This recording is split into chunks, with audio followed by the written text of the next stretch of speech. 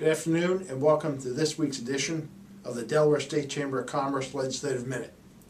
Last week was the last week the legislature would be in session until the beginning of June. They have a 2-week session in which they'll discuss budget issues.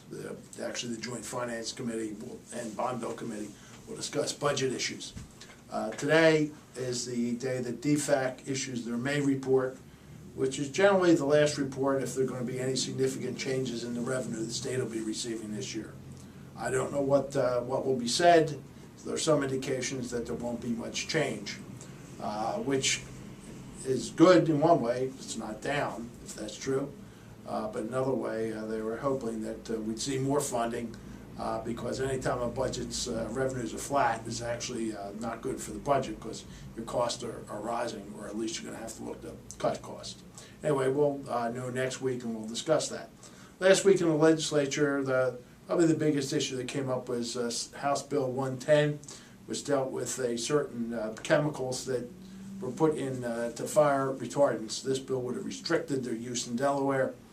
We testified against the bill, the state chamber did, I did, because what would happen is that Delaware would become only the third state in the union that would ban this chemical. One, there wasn't any indication, at least clear indication, that the chemicals in there were carcinogens. And two, really what we based our argument on was the fact of process.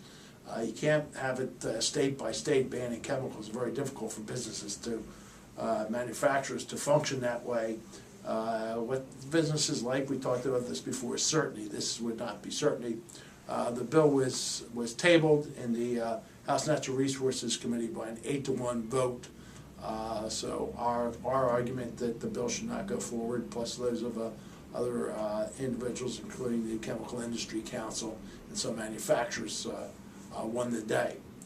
Another thing that happened is there was a bill passed that would actually, it would require a little stricter requirements for people who would like to go into the School of Education and become teachers.